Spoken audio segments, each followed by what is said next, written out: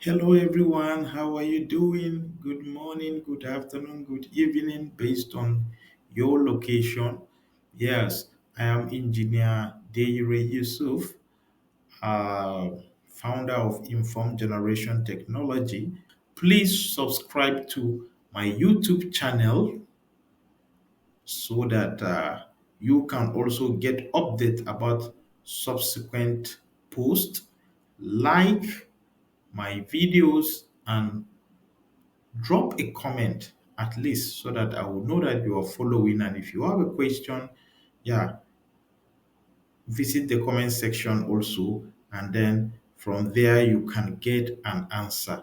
So I think we are going to now concentrate on the slide, although the slide just contain bullet points, but my fees is going to be reduced to the barest minimum, and then we will concentrate on the slides for you to see more clearly. So flow along with me. Yes, so now we have the PowerPoint here with us. We are going to go through these slides. I title is Scholarship Search Tips by Engineer Deire Yusuf. So, this is the outline briefly. You prepare your mind, that is the first one. Get your credentials ready in the acceptable format or in their acceptable formats. Yeah, so we will briefly look at what formats are needed for certain credentials. Then the things that could help you to boost your chances to get selected for this scholarship will be the next. Then interview tips for scholarship interviews, platforms for effective scholarship search. How do you search for these scholarships? Yeah, we know that these days we use online resources, but how, where, and where? Do you search the whole Google, or how do you do that? Then, lastly, we will look at some fully funded scholarships. Some of them, and maybe there will be a little bonus, like a little talk about choice of study destination. So, first of all, I have an ebook, or maybe I will talk about the ebook at the end.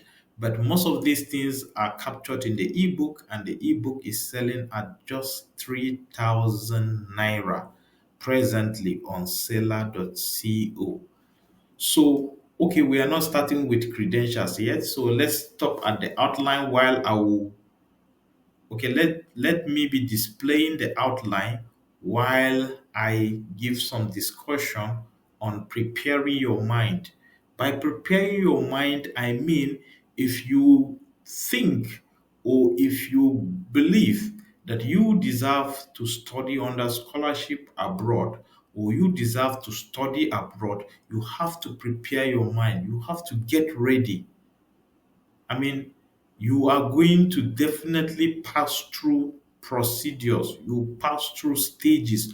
Some of them are not that easy because of the difference in our own system back in Nigeria and the system in those countries that you are trying to go through.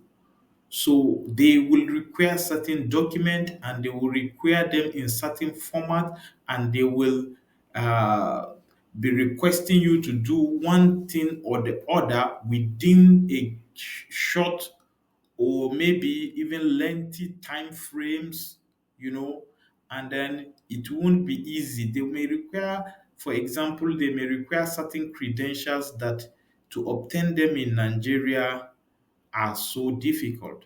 So you have to prepare your mind. First of all, you have to be confident that you are the best candidate to be selected, even if the scholarship is uh, for the selection or it is meant to select only one candidate, or you are among the top most candidate that should be considered. You have what it takes.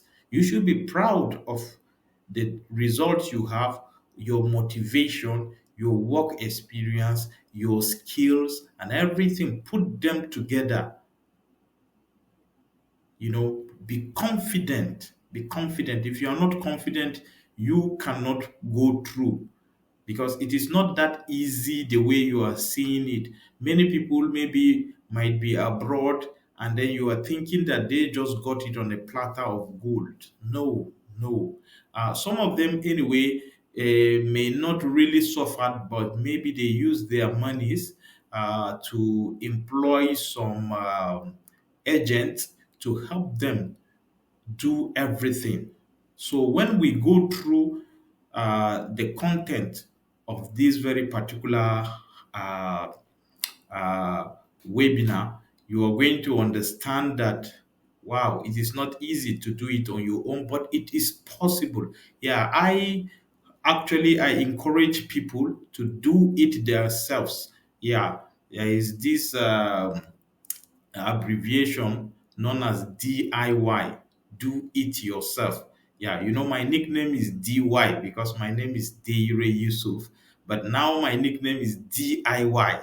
Yeah, I added the I because of do it yourself. Actually, I think by doing it yourself, the advantage also is that you will have so much insight about what you are aspiring for, and when you finally succeed, when you get there, maybe abroad also, where things are not done for people, I mean simple things, you will just be told go and do this, go and do that.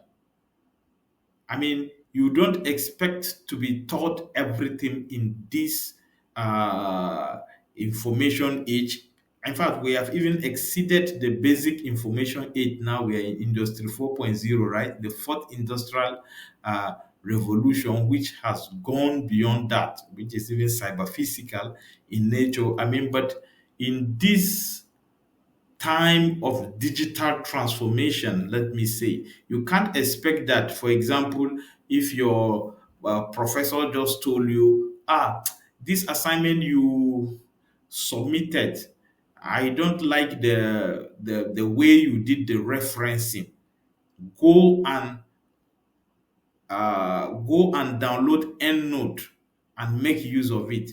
You don't expect to be asking your professor, how do I use the EndNote? Who, in my research design class, they're supposed to teach us how to use this software. No, you just go and look for how it is being used. You download it, you use it, you just bring the result for him.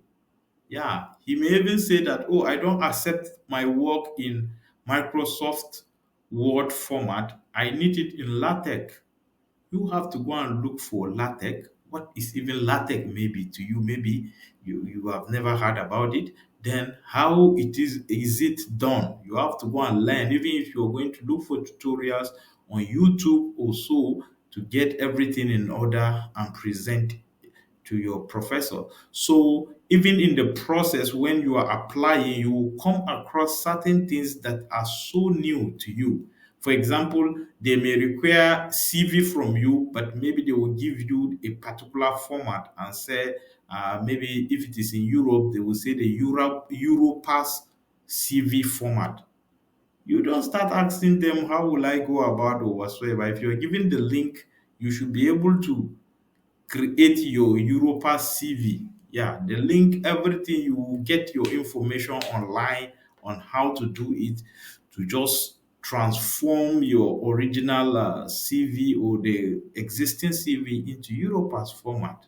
So prepare your mind is very important. Be confident about yourself, and there may be failures. There may be rejection. Let me not call it failure. There may be rejections here and there. There may be so many, but I mean, your rejection should be converted into strength so that you will be encouraged the more. It should boost your morale to do better. So after every rejection, your next application should be better than the previous one that you just did. Instead of you giving up and saying, oh, this abroad thing is not for me. No, no. So, first of all, have a clear mind also that you will study abroad and your intention is for good, and you will also contribute to the development. Your personal development is very important, then the development of your community or country also. Yeah, and God is going to help you. Don't just say that I want to go abroad and forget about the shit in Nigeria or something like that. No, it may not be easy for you. Anyway, I cannot conclude. Yeah, God favors people the way He chose to. But in preparing your mind, I want you to actually set a goal, be focused, be ready for any challenge, and also be out there to overcome all the challenges until you win. Even if your rejection are up to 50, before you get one, you should just face them, right? So let's go on. So about the credentials, I listed out certain credentials here that are commonly requested for during applications for study abroad or scholarships abroad. However, I mean, I cannot list out every document. Yeah, the countries, the universities, or other higher institutions also abroad have different requirements.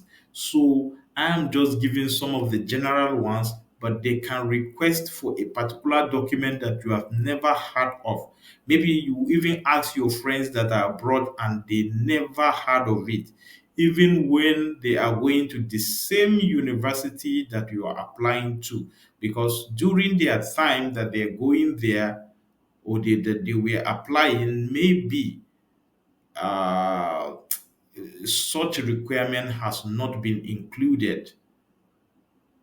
Then maybe they are just starting during your own time. So uh, you should not give up, as I said. So SSC and degree certificate I'm mentioning. Also, these ones basically I cannot say anything. The only okay, let me say something. The only thing I will say is please don't be retaining your statement of results when the original certificates are ready. So, but if the original certificates are not ready yet, then you can try applying with your statements of results. However, whenever your certificate is ready, original one, use them is more recommended because universities abroad prefer working with certificate. I mean, some of them, some of their administrators will not even know that something like statement of result exists because most of their universities, the day you are graduating, they are giving you your original certificate that day, even with your transcript, So unless the original certificate is not ready yet, uh, don't use statements of results. And you may be required to authenticate your degree certificate, secondary school certificate also, but maybe we'll talk a little about authentication later. So I also put secondary school and degree transcript. Yeah, very important because you are looking for study opportunity, and then they cannot conclude based on second class, upper, second class, lower, third class, first class, and place you on admission or rejection. So they really want to see your performances. Uh, your overall CGPA is not what matters alone because in your on your transcript there are several other things, things like every course that you have offered and the grades that you scored. For example, if you are applying for to study uh, robotics and then you studied computer engineering in your first degree, maybe there are certain courses that are more important to robotics. You may be even having a second class upper, but what if those particular courses, like control system related courses, in your undergraduate, or maybe you even did introduction to robotics or introduction to artificial intelligence, and then what if the grades there are poor? Maybe your grades can be very poor, or let me say not fail, but they may be weak in some courses, yet you will graduate with second class upper. It is possible.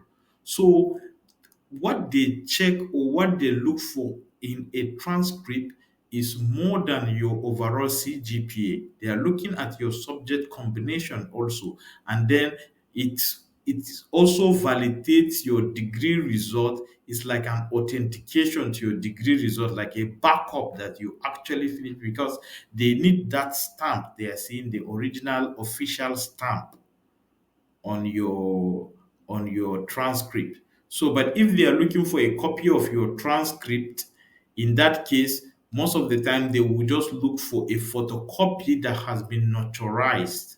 So, if it has been notarized, it can be accepted as the original also, right? So, yeah. So, if you notice beside the transcript, I put WES. So this WES, I came across it for those that want to study in America. Somebody recommended to me that if you want to study in America, you spend some money to supply them your result, maybe even your transcript, then they are going to convert it to this WES. This WES is used to convert it into grading system of the American grading system.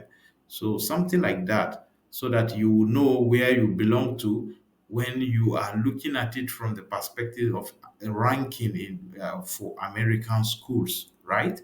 So, but you should explore more about it. Yeah, these days everything is online. I'm just mentioning bullet points. Most of the work you're going to do it on your own, and I will mention few things that I know, but most of the work you're going to do it on your own. The Google is before you. In fact, we are in the generation of generative AI. They are all before you. Chat GPT and the rest, they are all before you. You can also use them, but don't plagiarize with them, right? Yeah. Okay, the next thing is English language proficiency. Yeah, this is not required in all cases, but some scholarships, they are strict, or some universities, they are strict about English language proficiency. They may say you have to provide IELTS or TOEFL or PTE or maybe Cambridge English, even Duolingo. These days, there's Duolingo English. So you should know the English language or international English language test they accept, and strive to get that. The problem is, let's say if you're living in some parts of Nigeria, like my state, Taraba State, I mean, there are no venues where some of these exams, none of them is even holding there. You cannot even get a venue or a center where the training is taking place. So all these are things that you have to work on. How can I succeed? Yeah, so I know people that live in Taraba State who still take this exam and they pass with flying colors. They took at the British Council, I think, yeah, in Abuja, some of them or other locations. What they did, they just registered. When you register, you will be given the practice materials, and you can also practice on their own website, you know, and then you can go and write. So on their own, they practice and they still perform well. Yeah. So although other people may be having other advantages over you who are living in bigger towns where there are training centers also, but I mean, you can do it. So, and another thing I want to say about it, check the English requirement very well. Like, for example, in UK universities, check very well their English requirement. Don't, for example, stop or change your mind from applying for maybe Manchester University or University of Manchester just because you saw that they need IELTS, TOEFL, and the rest. No, check carefully. Maybe they will give another option, so always check the options. So, for example, some of the universities in the UK or in other countries, they may have option apart from these exams. Click those option buttons. Maybe they will say country specific requirement, English requirement. When you go there and maybe you select your country, Nigeria, some of them could accept a C5 or C4 or so in English language scored on the West African Examination Council or West African Senior Secondary certificate examination, something like that, right? By WAEC. Yeah. So they may accept that, and maybe you have that grade. So you will use that in place of IELTS, TOEFL, or all those ones, right? So, but some of them again, they accept uh, a letter of English proficiency from your previous institution. Yeah, the letter stating clearly that you were taught in English, and then you can study in English comfortably anywhere, and you can conduct research in English and things like that. So most universities are already used to this, and they used to issue this letter. So you can look for it maybe through your registrar's office, just like you look for your transcript, you apply for your transcript. It is not a new thing any longer. Just that, getting any document from Nigerian university like the transcript and the likes of this English proficiency later, you will really suffer because they believe that most of these documents should be confidential. That is the Nigerian system, especially in public universities. Private universities are easier, but even the public universities, some of them are becoming easier. They created something like they call it the student version of the transcript. But the good thing is that there's stamp on it and everything. So you can get that one easily and use it for any admission. They can give you handy, right? Yeah. And even the one that they call confidential is not that you cannot be given, but they prefer sending it directly to whichever institution is looking for it. For example, if you are looking for master degree even within Nigeria, you just apply for it. They post it directly to the university where you're looking for your master degree. Directly, you just pay the amount, you apply and pay the amount that maybe they will do their evaluation and come up with an amount you pay, and then they send directly to that the graduate school.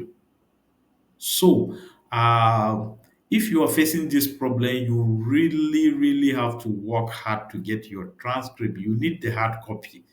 I tell you, you need the hard copy. If you don't have the hard copy, you cannot make multiple applications. That means, every application you are making, you have to go back there again, pay money, follow some processes. Sometimes there may not be fuel in the generator, and NEPA will not bring light for maybe 3 days or so, and you will be waiting, things like that.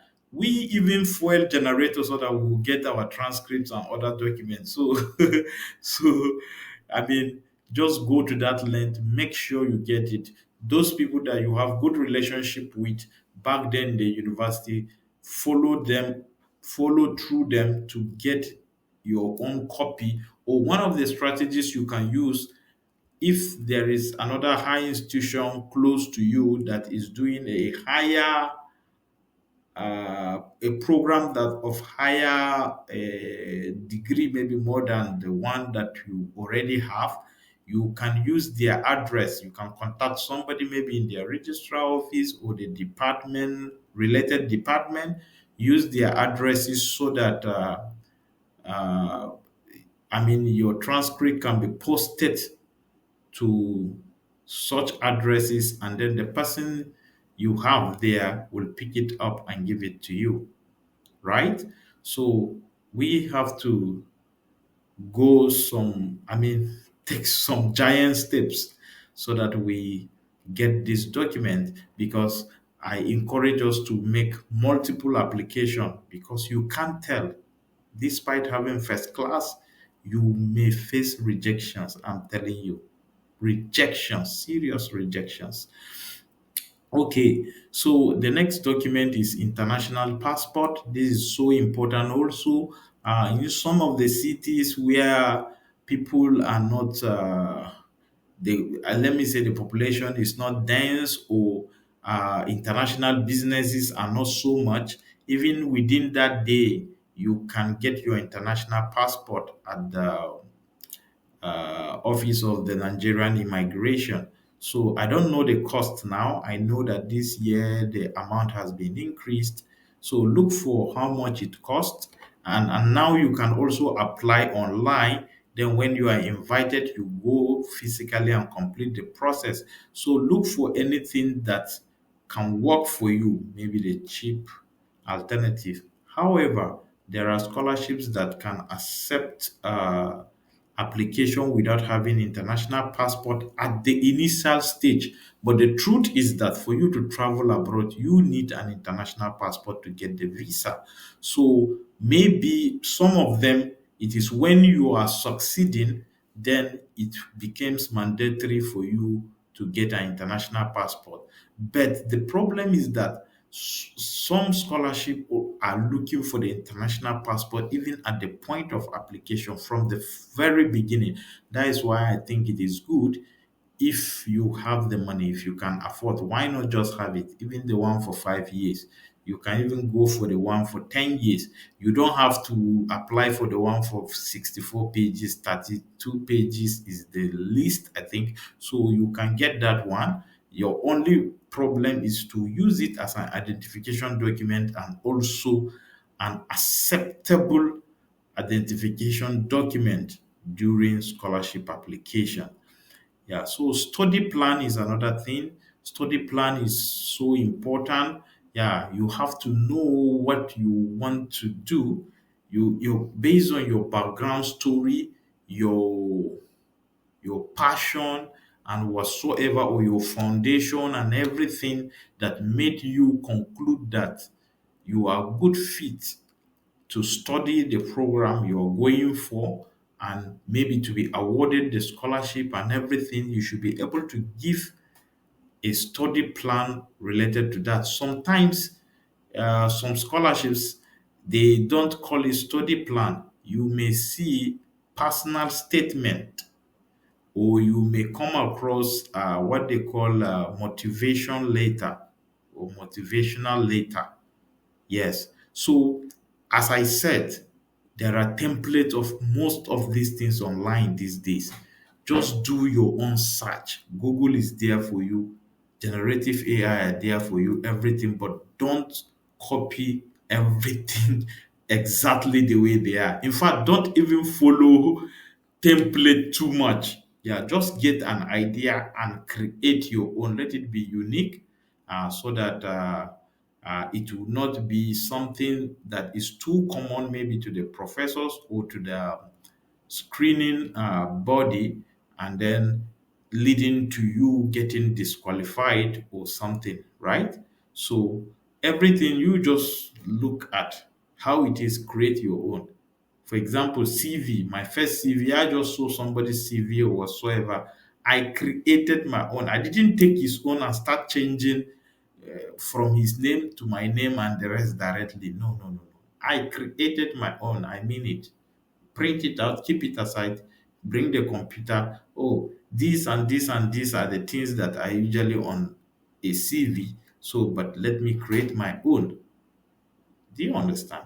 So if you do things like this, like that, it will really help you, because scholarship is a very sensitive thing. They check many things. They can check plagiarism, many things that you take for granted are going to be checked. So the next one is research proposal. Hello. We apologize for the technical challenges faced. Due to the challenges, we used an artificial intelligence-generated English with a Nigerian voice to explain this part. So, we shall continue with research proposal. Research proposals are so important to PhD applicants, as well as research master's applicants or generally research programs. Unlike taught masters, research degrees require the candidate to propose a topic and give a concise explanation of the intended work. While some scholarships do specify the research proposal format, others do not. So, where there is no guide, I advise you to search online and adopt a template or get the idea and develop yours uniquely. PTDF scholarship, for example, usually mentions the features of the research proposal. Let's look at my research proposal where I tried a PTDF scholarship which made it to the interview stage but couldn't survive the final selection. Maybe it isn't among the best, so this is just for example purpose. Their research proposal must first have the title, then an introduction which gives the background of the study. Then the research problem. You have to do a thorough literature review and come up with a research gap, I mean, what has not been done yet or an approach that needs to be applied but not found in existing literature. Don't just mention a research problem out of your assumption that it has not been done. You must back it up with sufficient pieces of evidence. You can also use apps like ChatPDF or similar apps to extract the research gaps from the articles. Then the aim of the research must be stated. It is usually a one-sentence statement. Then the objectives could be multiple statements based on the steps involved in actualizing the aim. Also, a scope of study is required. One of the problems with literature reviews is the lack of access to certain articles. They require payment or access through an institution that has paid. You can use ResearchGate to access some papers for free or request copies from the authors.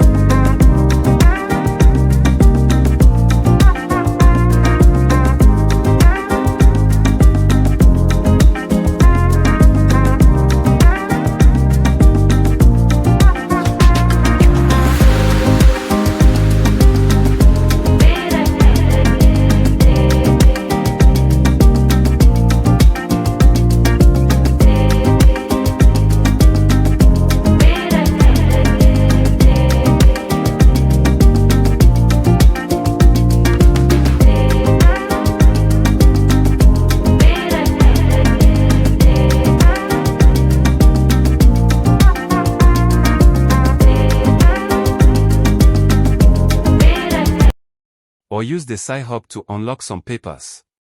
It is done by visiting Sci-Hub website and pasting the document identification number DOI and clicking Open. However, it doesn't unlock all papers, some are secured beyond its capacity.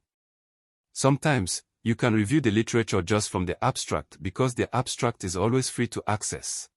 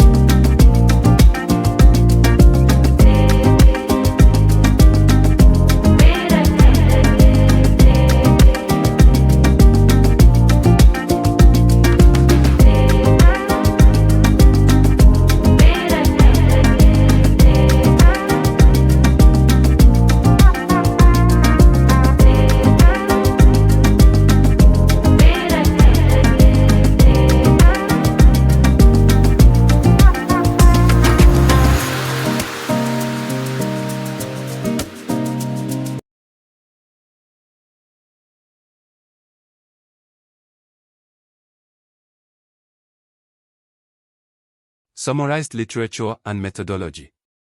Although you are yet to conduct the research, you must outline your plans and projections about the research. Methodology indicates your level of preparedness.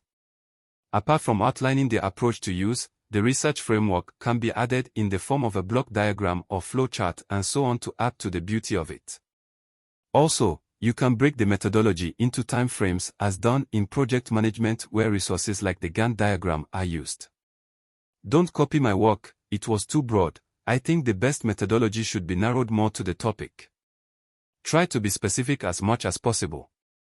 Instead of saying mathematical formulation and modeling, algorithm, designs and simulations, 6 to 14 months this will be done using suitable CAD tools, MATLAB/Simulink, etc. Maybe say mathematical formulation and modeling, algorithm designs and simulations, 6 to 16 months, will be done using NeuroFuzzy in MATLAB and Simulink, reinforcement learning with Python programming, data visualization with our software as shown in the conceptual framework. I am just giving an example. Then you must also provide the expected research outcome. Check this research framework. It has community sustainability with various features as expected outcomes. Then, also has mediators like economic impact, public health, etc., and some may have moderators and so on. Your references should not be too little, please. If you provided 5 or fewer references it means you didn't do sufficient review or you plagiarized. Also, use articles published within the last 10 years or even less. Interestingly, you could add hypotheses, your assumptions, and research questions, but please let them be few because you are yet to start the work. Just ensure that whatever you are adding does not exceed the specified number of pages. I think PTDF requires 5 pages maximum, so adhere to this for mechanical accuracy. Other things are birth certificate. Ensure that you obtain one from the National Population Commission because it is more widely acceptable than the likes of hospital birth certificates and declaration of age. Reference letters. You will need to ask 2 or 3 of your former lecturers, preferably those with PhD and above, to provide a general kind of reference letter on their letter-headed paper for you for easy applications. However, in some cases, you have to request an email reply sort of reference letter or hard copy replies directly to the scholarship awarding body. It depends on the requirement, so establish a good relationship with some lecturers while in school and keep in touch after graduation so that you can obtain a reference letter easily. Then for medical fitness and police clearance, they are usually needed when a candidate is nominated and about to apply for visa. However, some scholarships like the Japan MEXT scholarship and Chinese government scholarships do request at the beginning of the application. You also need the help of doctors to get this done for you in the accepted format. Our hospitals have their ways of arranging medical fitness, but the scholarship might have a different template, so you have to explain it to the doctors. Sometimes you may not get facilities to test some of the diseases, so ask the doctor to help you out. Funny enough, I mentioned money also. Do you think a scholarship is for the poor? Yes, but with the requirements involved in the process, if you have no money, you can't make it. How much is an English language test? What of the cost of transportation to attend interviews? Or amount to obtain the documents like transcripts and so on? Find work to do, even teaching in a private school to help fund your scholarship dream. Lastly, notarization and authentication. Notarization is done at courts when you need to make a photocopy of a certificate to serve the purpose of the original. Instead of sending your original documents to a university in the UK for example, they may state that a notarized copy is also accepted. Authentication is done at the Federal Ministry of Education Abuja and also the Ministry of Foreign Affairs. It is difficult because it is centralized there only, the system fails a lot, and you may make multiple payments before it is reflected and no refunds. It may take up to 3 days. Only educational certificates like SSC certificates, degrees, and transcripts are authenticated at the Federal Ministry of Education, while the same documents are authenticated at the Ministry of Foreign Affairs and others like birth certificates or marriage certificates might also be done at the Foreign Affairs Ministry. Authentication involves verification of the authenticity of your certificates and stamping them. If you laminate your credentials, some portions are cut off behind the certificates to append the signature and stamp or seal. However, authentication, notarization, and legalization are not compulsory by all universities or countries unless required.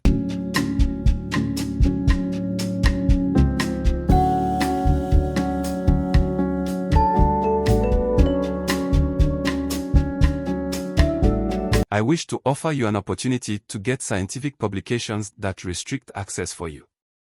You need to subscribe to my channel, fill out the Google forms, and if I can use my university access to get the PDF for you, I will send it to your email.